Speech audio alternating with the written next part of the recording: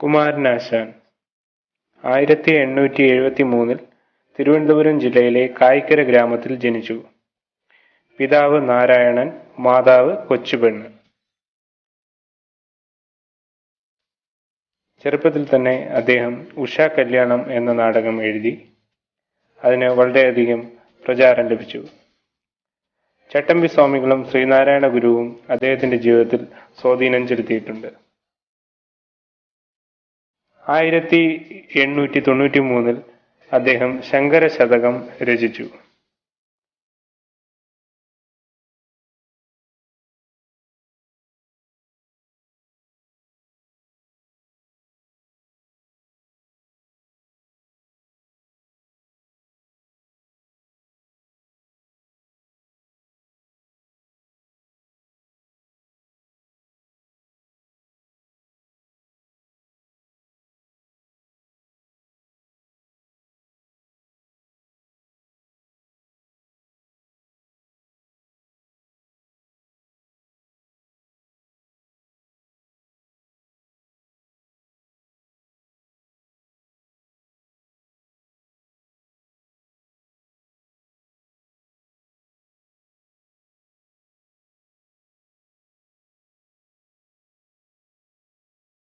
(1907) വീണപ്പൂവ് എന്ന ഖണ്ഡകാവ്യം രചിച്ചു.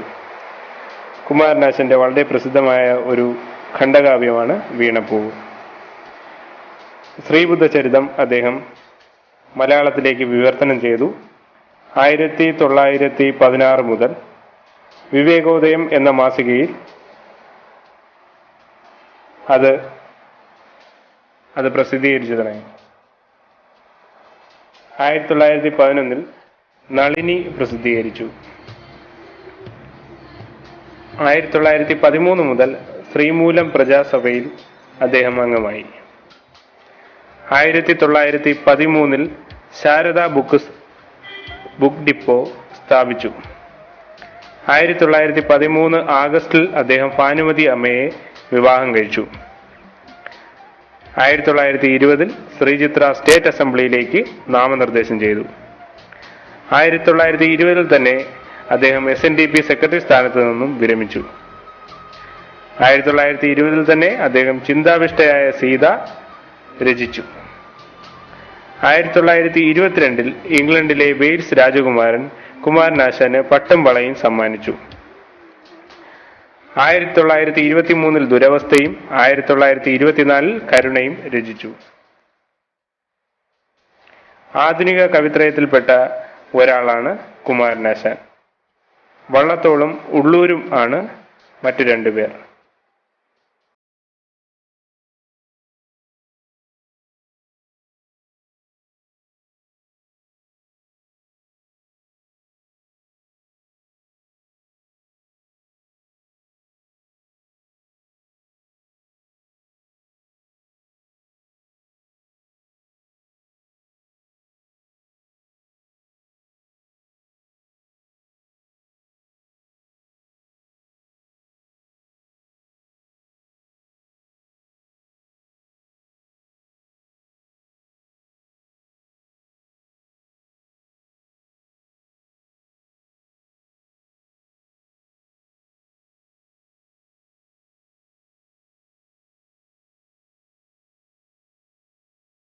ദേശാടനത്തിനായി ഇറങ്ങിയ ഗുരു വിവിധ രാജ്യങ്ങളും സ്ഥലങ്ങളും സന്ദർശിച്ച് 3 വർഷത്തിനു ശേഷം തിരികെ വന്ന് കൊടുങ്ങല്ലൂർ, ശ്രീവള്ളിപുത്തൂർ എന്നിവിടങ്ങളിൽ ധ്യാനത്തിലും പ്രാർത്ഥനയിലുമായി കഴിഞ്ഞു.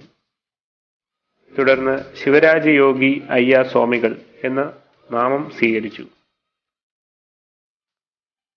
സന്യാസിയായിരുന്നുവെങ്കിലും അദ്ദേഹം ഗൃഹസ്ഥനുമായിരുന്നു. തൈക്കാട് റെസിഡൻസി ഗസ്റ്റ് ഹൗസിന്റെ സൂപ്രണ്ടായിരുന്നു അയ്യാ സ്വാമികൾ. സഹപ്രവർത്തകർ അദ്ദേഹത്തെ സൂപ്രണ്ട് അയ്യ എന്നാണ് വിളിച്ചിരുന്നത്. പാണ്ഡിത്യത്തിലും ഹഠയോഗാദികളിലും പ്രാവീണനായിരുന്ന അയ്യാ സ്വാമികൾ ചട്ടമ്പി സ്വാമികളുടെയും ശ്രീനാരായണ ഗുരുവിന്റെയും ഗുരുവായി പ്രവർത്തിച്ചിട്ടുണ്ട്. ജാതി വ്യവസ്ഥയെ സ്വാമികൾ ശക്തമായി എതിർക്കുകയും വിവിധ ജാതിയിലും മതത്തിലുമുള്ള ശിഷ്യന്മാരെ ഒന്നിച്ചിരുത്തി പന്തിഭോജനം നടത്തുകയും ചെയ്തു. സവർണ ഹിന്ദുക്കളിൽ നിന്ന് നിരവധി എതിർപ്പുകളും അധിക്ഷേപങ്ങളും അയ്യാ ഗുരുവിന് ഏൽക്കേണ്ടി വന്നിട്ടുണ്ട്. അയ്യാ സ്വാമികളുമായി വ്യക്തിപരമായ ബന്ധം അയ്യങ്കാളിക്ക് ഉണ്ടായിരുന്നു. വിഗ്രഹാരാധനയെ സ്വാമികൾ എതിർത്തിരുന്നു. 1909 സ്വാമികൾ സമാധിയടഞ്ഞു.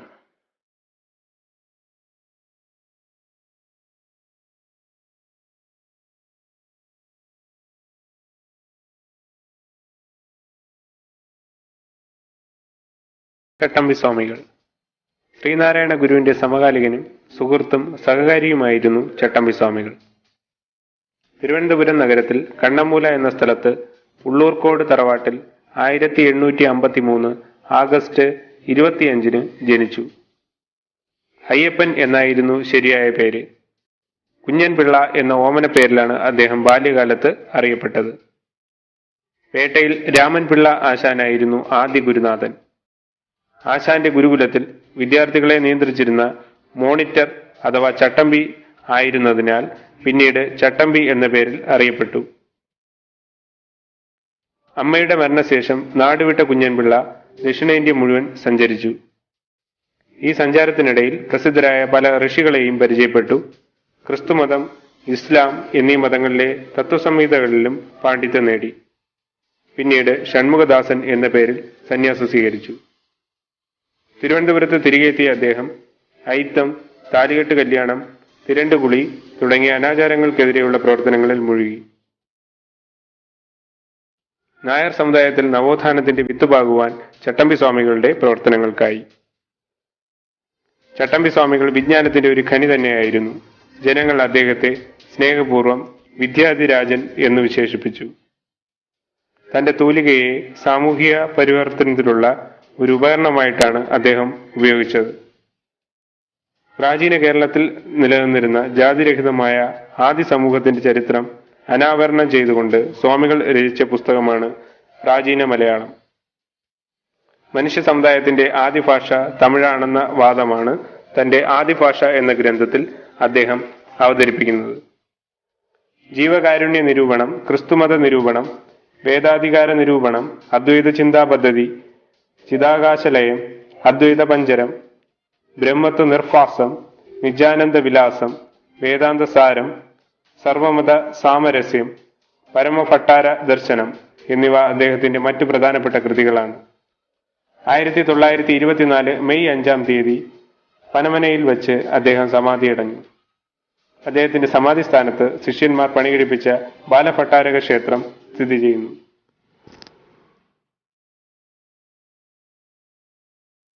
വാഗ്ഭടാനന്ദൻ 1885 കണ്ണൂർ ജില്ലയിലെ പാട്യം ഗ്രാമത്തിൽ ജനിച്ചു.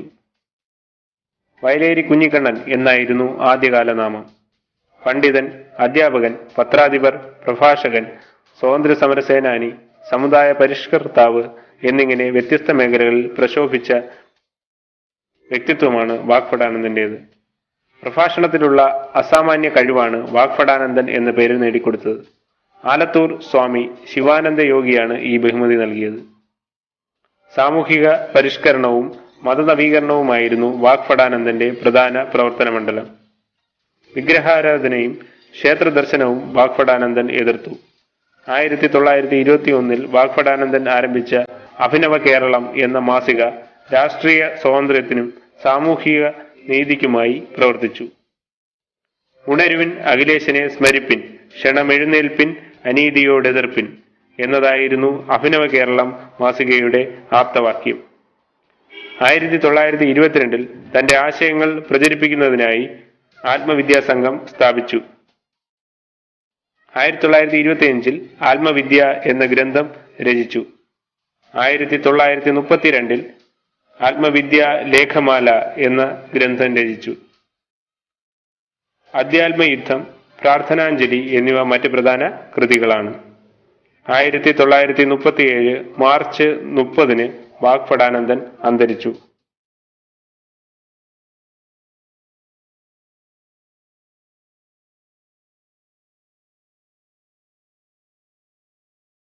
കേരളത്തിലെ ക്രിസ്ത്യാനികളുടെ, പ്രത്യേകിച്ച് കത്തോലിക്ക സഭയിൽ നവോത്ഥാന പാത വെട്ടിത്തുറന്ന മഹത് വ്യക്തിത്വമാണ് ചാവറ കുര്യാക്കോസ് ഏലിയാസ് അച്ഛൻ്റേത്. 1805 ഫെബ്രുവരി 10 ആലപ്പുഴ ജില്ലയിലെ കൈനകരിയിൽ ജനിച്ചു. 1829 നവംബർ 29 സീറോ മലബാർ സഭയിലെ വൈദികനായി. വിദ്യാഭ്യാസ മേഖലയിലും അച്ചടി രംഗത്തും അച്ഛൻ നിസ്തുലമായ സംഭാവനകൾ നൽകി. 1846 അച്ഛന്റെ നേതൃത്വത്തിൽ ആദ്യത്തെ കത്തോലിക്ക സംസ്കൃത സ്കൂൾ ആരംഭിച്ചു. പള്ളികളോട് ചേർന്ന് ഓരോ പള്ളിക്കൂടങ്ങൾ സ്ഥാപിക്കണമെന്ന് അച്ഛൻ നിർദ്ദേശിച്ചു. ഇപ്രകാരം നിരവധി വിദ്യാലയങ്ങൾ ആരംഭിക്കപ്പെട്ടു. ഈ വിദ്യാലയങ്ങളിൽ എല്ലാ ജാതി മതസ്ഥർക്കും പ്രവേശനം നൽകിയിരുന്നു. 1846 ജൂലൈ മാസത്തിൽ കേരളത്തിലെ മൂന്നാമത്തെ പ്രിന്റിംഗ് പ്രസ് അച്ഛന്റെ ശ്രമഫലമായി മാനാനത്ത് സ്ഥാപിച്ചു. മലയാളത്തിലെ ഏറ്റവും പഴക്കം ചെന്ന ദീപിക പത്രം 1887 മാനാനത്തെ ഈ പ്രസ്സിൽ നിന്നാണ് നസ്രാണി ദീപിക എന്ന പേരിൽ പുറത്തുവന്നത്. ഇവിടെ നിന്നും ആദ്യം അച്ചടിച്ച പുസ്തകം ജ്ഞാനപീയൂഷം എന്ന പ്രാർത്ഥനാ പുസ്തകമാണ്. മലയാള ഭാഷയോടും സംസ്കൃതത്തോടും അദ്ദേഹത്തിന് സവിശേഷമായ സ്നേഹവും സർഗവാസനയും ഉണ്ടായിരുന്നു. മലയാള ഭാഷ അത്രയൊന്നും വളർന്നു കഴിഞ്ഞിട്ടില്ലാതിരുന്ന അക്കാലത്ത് അച്ഛൻ എഴുതിയ ആത്മാനുതാപം, അനസ്ത്യാസിയയുടെ രക്തസാക്ഷ്യം മുതലായ കവിതാ ഗ്രന്ഥങ്ങൾ മലയാള ഭാഷയുടെ വികാസത്തിൽ വലിയ പങ്ക് വഹിച്ചിട്ടുണ്ട്. മലയാളത്തിലെ ആദ്യത്തെ ഖണ്ഡകാവ്യമായി കരുതപ്പെടുന്നത് AR രാജവർമ്മയുടെ മലയവിലാസം 1895 ആണ്. എന്നാൽ ഇതിന് 34 വർഷം മുമ്പാണ് അച്ഛൻ അനസ്താസിയയുടെ രക്തസാക്ഷ്യം എന്ന കൃതി രചിച്ചത്. 1831 മെയ് 11 CMI സന്യാസി സംഘം അച്ഛന്റെ നേതൃത്വത്തിൽ പ്രവർത്തനം ആരംഭിച്ചു. നിരവധി വിദ്യാഭ്യാസ സ്ഥാപനങ്ങളും ആശുപത്രികളും അനാഥാലയങ്ങളും CMI സന്യാസി സംഘത്തിന്റെ കീഴിൽ പ്രവർത്തിച്ചു വരുന്നു. 1871 ജനുവരി 3 അച്ഛൻ കാലയവനിക പൂണ്ടു. 1986 ഫെബ്രുവരി 8 ചാവറ അച്ഛനെ വാഴ്ത്തപ്പെട്ടവനായി അന്നത്തെ മാർപ്പാപ്പ ജോൺ പോൾ II പ്രഖ്യാപിച്ചു. 1987 ഡിസംബർ 20 ചാവറ അച്ഛന്റെ നാമത്തിലുള്ള പോസ്റ്റൽ സ്റ്റാമ്പ്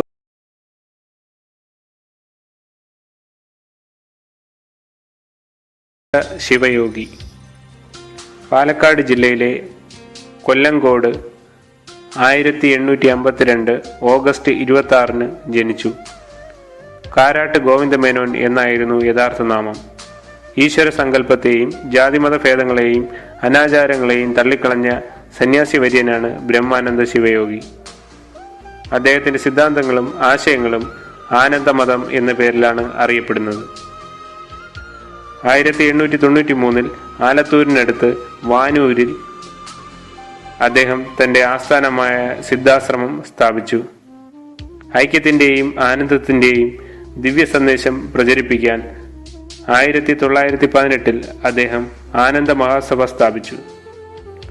സർവമതസ്ഥർക്കും ഇതിൽ പ്രവർത്തിക്കാമായിരുന്നു.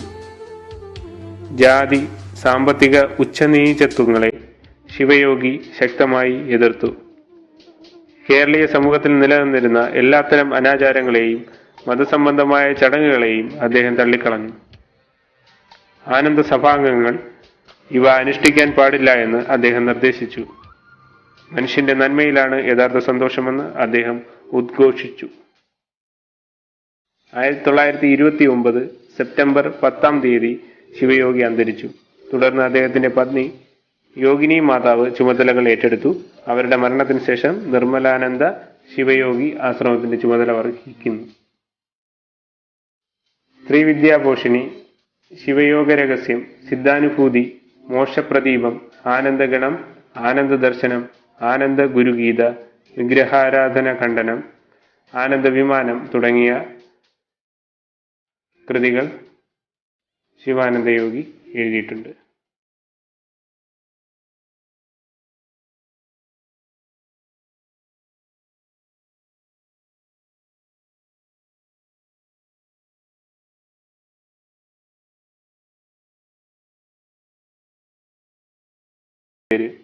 പറയ സമുദായാംഗമായിരുന്നു യോഹന്നാൻ. യോഹന്നാന്റെ മാതാപിതാക്കൾ ശങ്കരമംഗലത്തുകാരുടെ അടിയാന്മാരായിരുന്നു. ഇവരുടെ പ്രേരണയാൽ യോഹന്നാന്റെ മാതാപിതാക്കൾ ക്രിസ്തുമതം സ്വീകരിച്ചു.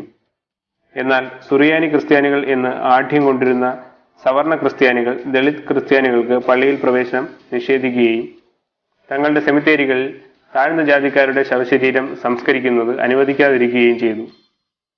മാർത്തോമാ സഭയിലെ ഉപദേശിയായിരുന്ന യോഹന്നാനെ ഈ വിവേചനം വളരെയധികം വിഷമിപ്പിച്ചു. തുടർന്ന് സവർണ ക്രിസ്ത്യാനികളുടെ വിവേചനത്തെ തുറന്നെതിർക്കുവാൻ യോഹന്നാൻ തയ്യാറായി. സഭാധികൃതർ ഇദ്ദേഹത്തെ സഭയിൽ നിന്നും പുറത്താക്കി. ബ്രദറൻ സഭയിൽ ചേർന്ന അദ്ദേഹം 4 വർഷത്തിനു ശേഷം അതിനോടും വിട പറഞ്ഞു. തുടർന്ന് നാടെങ്ങും സഞ്ചരിച്ച് ക്രിസ്തീയ സഭകളുടെ അനീതികൾക്കെതിരെ പ്രസംഗം നടത്തി. അവശത അനുഭവിക്കുന്ന തന്റെ ജനവിഭാഗത്തിന്റെ മോചനത്തിനായി യോഹന്നാൻ നടത്തിയ പ്രക്ഷോഭങ്ങളെ അക്കാലത്ത് അടിലഹള എന്നാണ് അറിയപ്പെട്ടിരുന്നത്. 1906 വാകത്താനത്തിനടുത്ത് ആദിച്ചൻ അബ്രഹാമിന്റെ പുരയിടത്തിൽ നടന്ന യോഗത്തിൽ വെച്ച് യോഹന്നാൻ ഉപദേശി ബൈബിൾ കത്തിച്ചു. തുടർന്ന് 1909 അദ്ദേഹം പ്രത്യക്ഷ രക്ഷാ ദേവസഭ PRDS സ്ഥാപിച്ചു. ബൈബിളിൽ നിന്നും തന്റെ ജനതയ്ക്ക് ആവശ്യമായ ആശയങ്ങൾ നടപ്പാക്കാനുള്ള അന്വേഷണത്തിൽ നിന്നാണ് PRDSന്റെ ഉദയം.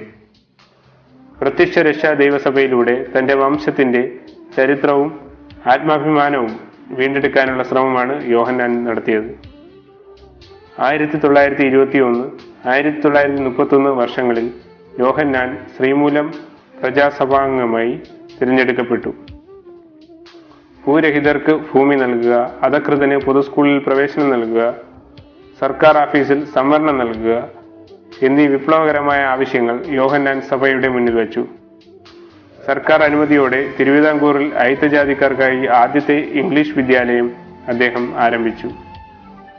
പ്രത്യക്ഷ രക്ഷാസഭയുടെ തലവൻ എന്ന നിലയിൽ യോഹന്നാന് കുമാരഗുരുദേവൻ എന്ന ആത്മീയ അപരനാമം ലഭിച്ചു. സഭയുടെ ആസ്ഥാനം തിരുവല്ലയ്ക്കടുത്തുള്ള ഇരവിപേരൂരാണ്. വക്കം അബ്ദുൽ ഖാദർ മൗലവി. കേരളത്തിലെ മുസ്ലിം നവോത്ഥാന പ്രവർത്തകരിൽ ആദ്യ പഥികനാണ് വക്കം മൗലവി. തന്റെ സമുദായത്തിന്റെ സാമൂഹികമായ പിന്നോക്കാവസ്ഥ അബ്ദുൽ ഖാദറിനെ ഏറെ വേദനിപ്പിച്ചു. അന്ധവിശ്വാസങ്ങളെയും അനാചാരങ്ങളെയും പുരോഹിത മേധാവിത്വത്തെയും ഖാദർ ശക്തമായി എതിർത്തു. കേരള മുസ്ലിം നവോത്ഥാനത്തിന്റെ പിതാവെന്നറിയപ്പെടുന്ന അബ്ദുൽ ഖാദർ 1873 തിരുവനന്തപുരം ജില്ലയിലെ ചിറയൻകീഴ് താലൂക്കിൽ വക്കം എന്ന ഗ്രാമത്തിലാണ് ജനിച്ചത്. സമുദായോദ്ധാരണ പ്രവർത്തനങ്ങളോടൊപ്പം രാഷ്ട്രീയ നിലപാടുകളും അദ്ദേഹം സ്വീകരിച്ചു. തിരുവിതാംകൂറിലെ രാജഭരണത്തിന് കീഴിൽ നടമാടിയിരുന്ന അനീതികളെയും അഴിമതികളെയും മൗലവി നഖശിഖാന്തം എതിർത്തു. 1905 ജനുവരി 19 അദ്ദേഹം ആരംഭിച്ച സ്വദേശാഭിമാനി പത്രത്തിന്റെ എഡിറ്റർ രാമകൃഷ്ണപിള്ളയായിരുന്നു. 1910 സെപ്റ്റംബർ 26 രാജ്യദ്രോഹ കുറ്റം ആരോപിച്ച് ബ്രിട്ടീഷുകാർ പത്രം അടച്ചുപൂട്ടുകയും രാമകൃഷ്ണപിള്ളയെ നാടുകടത്തുകയും ചെയ്തു. മുസ്ലിം സമുദായോദ്ധാരണത്തിനായി 1906 ജനുവരിയിൽ മുസ്ലിം എന്ന വാർത്താപത്രിക അബ്ദുൽ ഖാദർ മൗലവി ആരംഭിച്ചു. 1918 അൽ ഇസ്ലാം എന്ന അറബി മലയാളം മാസികയും ആരംഭിച്ചു. അറബി ഭാഷയുടെ പ്രചാരണത്തിനും മുസ്ലിം പെൺകുട്ടികളുടെ വിദ്യാഭ്യാസ പുരോഗതിക്കുമായി മൗലവി അക്ഷീണം യത്നിച്ചു. അഖില തിരുവിതാംകൂർ മുസ്ലിം മഹാജനസഭ, ചിറയൻകീഴ് താലൂക്ക് മുസ്ലിം സംഘം, ഐക്യ മുസ്ലിം സംഘം എന്നീ സംഘടനകൾ മൗലവിയുടെ നേതൃത്വത്തിൽ സ്ഥാപിച്ചവയാണ്. 1931 അദ്ദേഹം ആരംഭിച്ച ദീപിക എന്ന മാസികയിൽ വിശുദ്ധ ഖുർആൻ പരിഭാഷപ്പെടുത്തി തുടർച്ചയായി പ്രസിദ്ധം ചെയ്തിരുന്നു. എന്നാൽ ഈ പ്രവർത്തനം പൂർത്തീകരിക്കാൻ അദ്ദേഹത്തിന് കഴിച്ചു.